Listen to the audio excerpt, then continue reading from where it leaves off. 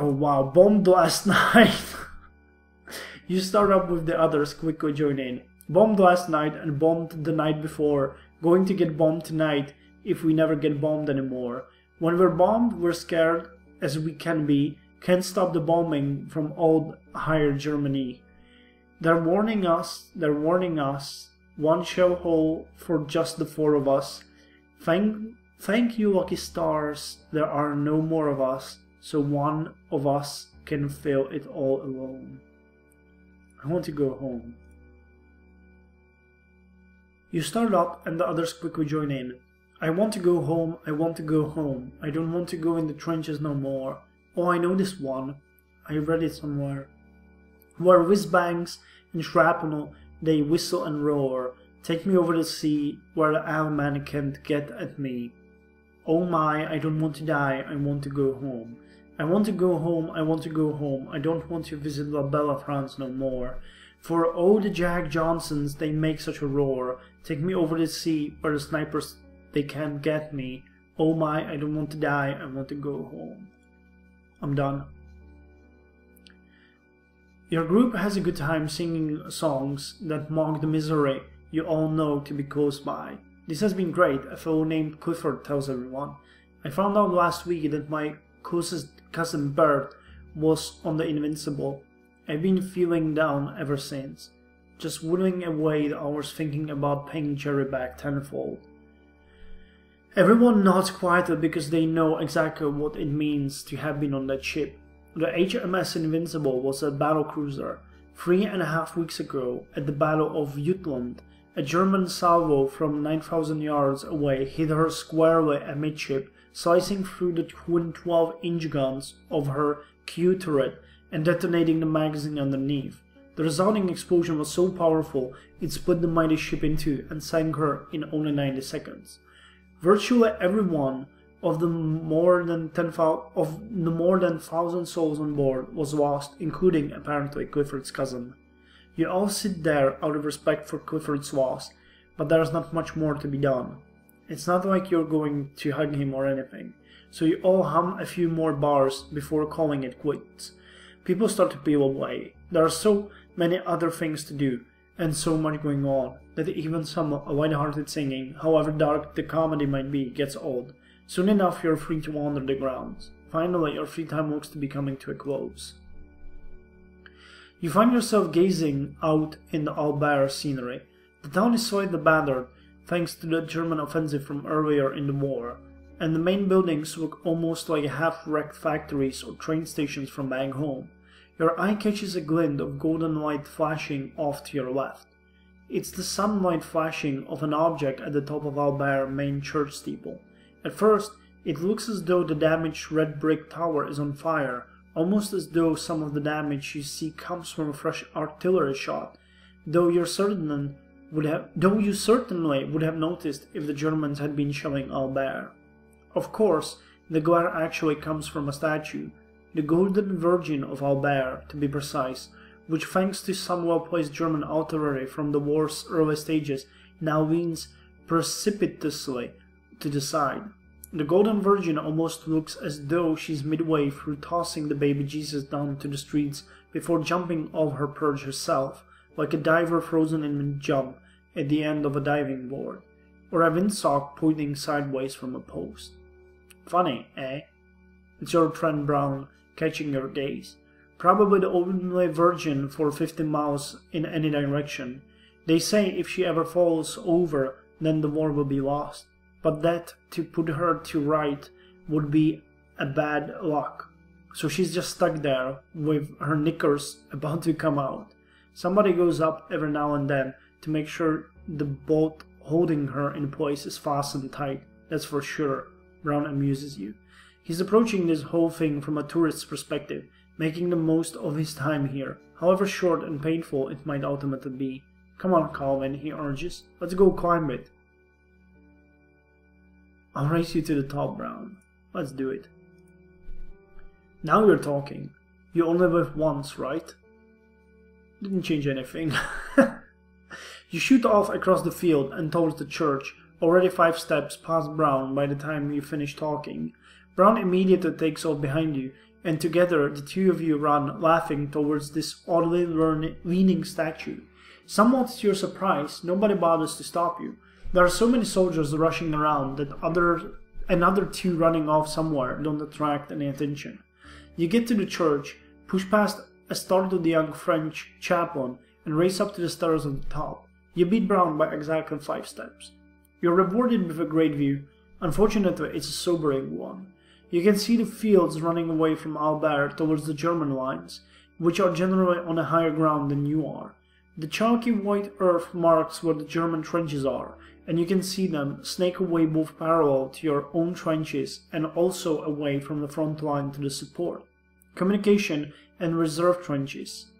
There's a whole network of well-built defenses going off as far as the eye can see. Shells are landing and exploding here and there, but whether it will be enough is hard to tell. The two of you stand there quietly, gazing out at where you might soon die. It occurs to you that this would be a great scene to sketch. You're admittedly not much of a draftsman, but Perkins gave you a pencil and paper, and you're not much of a diarist either. So you take out one of your sheets of paper and try to quickly jot down what you can see. Brown laughs a little at your juvenile drawing style. It's not clear whether you're sketching a battlefield or an elephant's ear, but then gets serious for a second. "Hey," he says, "put me in that drawing somewhere. Make me immortal." It's a funny request, but you do your best. You add a small soldier in the foreground, a man with funny ears and a maniacal smile, and you take care to write "Private Brown" in small tight letters across his chest. You also notice you're getting a little better with the landscape sketching. By the end of it, it actually doesn't look half bad. "You're awful," Brown jokes. Thankful for the break, you part ways with Brown and start to head back to your station. Brown has more than enough to do with the other fighting men of B Company that you see no need holding him up any longer. Brown doesn't see it that way, however. "Come along, Calvin," he says. "The captain's going to have some words with the men in a second, and those sort of things are always worth listening to. What do you think?" Sure, I go with Brown to listen to what B Company's captain has to say. The captain's already beginning his speech when you and Brown finally arrive. Annoyingly, as you sneak into the line, Cook, of all the people, makes a point of coughing loud enough to draw the sergeant's attention to what you're doing. You're trying to keep your head down and find an out-of-the-way place. Eventually, turning your attention back to the captain's speech, you come to realize that he's actually been introducing someone named Alan Singer. Singer is an American with the French Foreign Legion, and, from the sound of it, something of a distinguished poet. It looks like he's here to entertain you boys with a reading. The army is nothing if not surprising, you think to yourself. Singer steps forward and clears his throat. "Thank you, Captain," he says to your CO. "Those are very kind words indeed." The Singer chap hardly sounds like what you imagine the typical American to sound like. His accent, while unmistakable, is altogether mild. He continues, "I have a short work I have been asked to read for you. I do say that it has earned me some acknowledgement among literary and political circles, though I hardly think that reflects well on me individually. Rather, it is a measure of the importance of this war, of the necessity of our winning this fight, that my words have struck such a sympathetic chord." Then Singer places one hand over his heart and begins to speak from memory. "I have a rendezvous with death, at some disputed barricade. When spring comes back with rustling shade, and apple blossoms fill the air, I have a rendezvous with death, when spring brings back blue days and fair." This reminds you a little bit of the dream you were having on the train to Albert, and you're not sure what to make of the whole thing. Then Singer gets a bit more specific about the fight. "It may be he shall take my hand, and lead me into his dark land, and close my eyes and quench my breath. It may be I shall pass him still.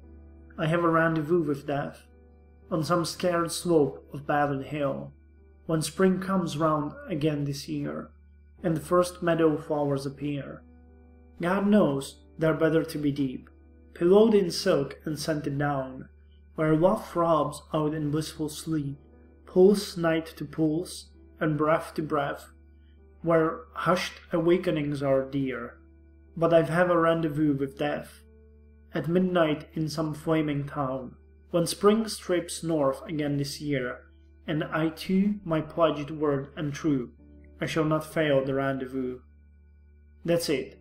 Sager bows his head and steps back into the line as the captain begins his applause.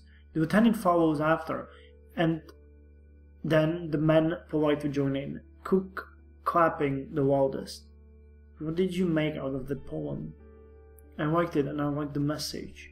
I found the poem technically good, but the message hopeless and naive. Thought it was boring. I don't know. I liked it and I liked the message. 40-75, okay. Hopefully you saw some parallels to your own thinking and to your own fears about what's going on. It's always good to have your intellect stimulated, especially when the underlying message is about the necessity and virtue of what you're doing. Thank you very much for those beautiful words, the captain says. I hope your men will take them to heart. These are trying days, and we are the ones being tested, but I know that each and every one of you shall do his duty to the utmost. Then the captain gets down to brass tacks. In a few days, our bombardment of the German positions will cease, he tells you all. Once that happens, we will be called upon to immediately advance and take possession of the shattered German trenches. From there, we shall advance into enemy territory and occupy as much of German-held France as we can possess. This is pretty much what you all knew already. Well, that's not gonna happen. There should be little or no resistance. Well, that's not gonna happen either, the captain explains. Plan on a pace of 100 yards in 2 minutes. There is no point running, since the ground will be so broken and tangled, but a steady walk should find your occupying Fritz's position in plenty of time for breakfast. Oh god, this is gonna be awful. Soldiers start joking about whether to bring something for the Germans you'll be eating with, or whether under the circumstances it's better to show up empty-handed. Already the artillery barrage has been awe-inspiring. You can't imagine anything will survive after an entire week of this. Well, we'll see. Indeed, there's something reassuring about hearing such optimistic predictions from the officers. It's almost as though your minds have been given just enough assurance that they can put their fears aside, however rational or plausible they might be. I may not even load my rifle, one of your friends joked. Why bother? There won't be any more left over there to shoot. Not only can we walk, we can probably bring a football with us and have a match. Oh god, this just makes me crumble inside. As funny as this is, the jokes are also slightly off the mark. The truth might be a little more ominous.